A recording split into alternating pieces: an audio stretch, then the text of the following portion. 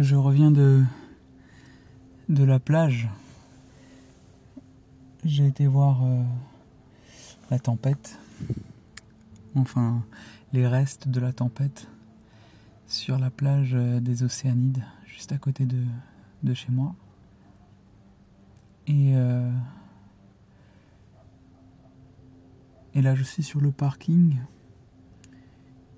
et je me suis dit qu'il faudrait que je pose quelques idées avant de repartir. Et c'est difficile quand on est habitué à vouloir écrire les choses, de revenir de la mer, parce qu'on se retrouve toujours dans cette position délicate d'être soumis à quelque chose, à un ensemble de sensations qui très évidemment résistent au langage. Et je me suis dit que j'allais filmer quelques plans.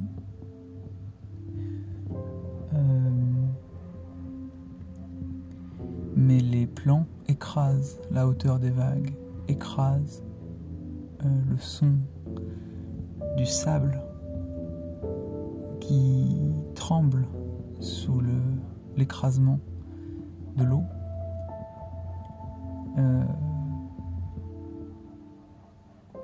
Écrase le bruit du vent, le bruit des oiseaux, les échos des chiens qui aboient au loin. Tout ça est atténué. Et on est face à l'océan et à cette sorte de brutalité féroce déjà si souvent racontée, si souvent décrite, avec la nécessité intérieure d'en cerner les bords par le langage, ou par l'image, ou par la musique, pour la communiquer aux autres, pour leur dire à quel point ce qui a été face à nous était puissant, et en même temps qu'on essaye de cerner l'être de l'océan, son apparition par le langage, en même temps on est débordé par l'eau. Un peu comme lorsqu'on n'arrive pas bien à anticiper la manière dont les vagues recouvrent la plage et qu'on se fait mouiller les pieds. À un moment donné, j'ai remarqué au loin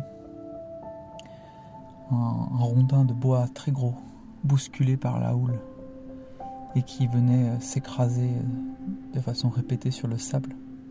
C'était une image extrêmement puissante, presque violente, et en même temps étrangement calme. Et je me suis dit, il faut que j'aille filmer ça, il faut que j'aille voir ça. Sauf que la mer montait trop haut par rapport à la dune.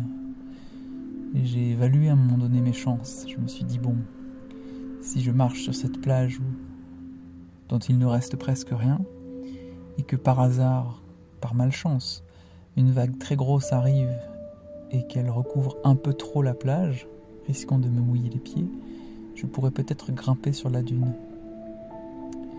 Et puis je me suis rappelé comment avec Ronan, quand on était petit, l'un de nos jeux favoris lorsqu'on allait à la plage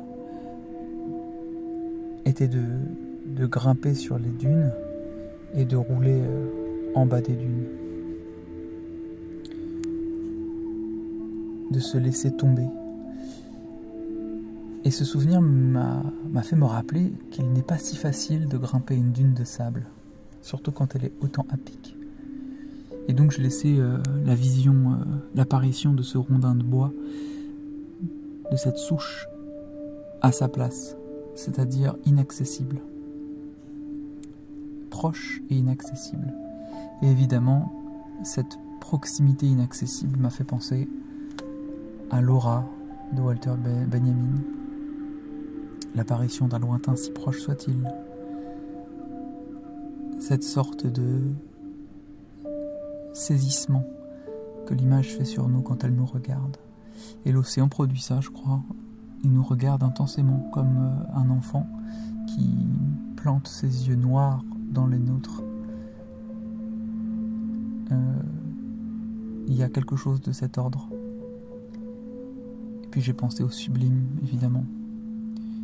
Le sublime qui chez Kant désigne quelque chose, un être dont l'apparition nous dépasse, on dépasse nos catégories, notre rationalité, notre capacité à justement en cerner quelque chose. En cerner quelque chose. Et disant ça, je pense à l'indiscernable. En fait, l'océan, là, aujourd'hui, était parfaitement indiscernable. Complètement confus et tourbillonneux. D'ailleurs, sur la plage, j'y pense, il y avait des flaques de bois flotté. Non pas du bois flotté, mais du bois flotté, réduit, émietté par les vagues, et réduit à l'état de soupe noirâtre. À certains endroits, la mousse était mélangée à cette poudre. Elle devenait noire, comme du pétrole. Et puis il y avait du plastique, mélangé au grain de sable. Beaucoup de plastique. Du bleu, du rouge, des éléments hétérogènes et bizarres. Je ne sais pas trop quoi faire de toutes ces images. Peut-être que j'essaierai d'en écrire un poème comme je fais toujours, mais ça sera inefficient, évidemment. C'est ça l'échec de la poésie.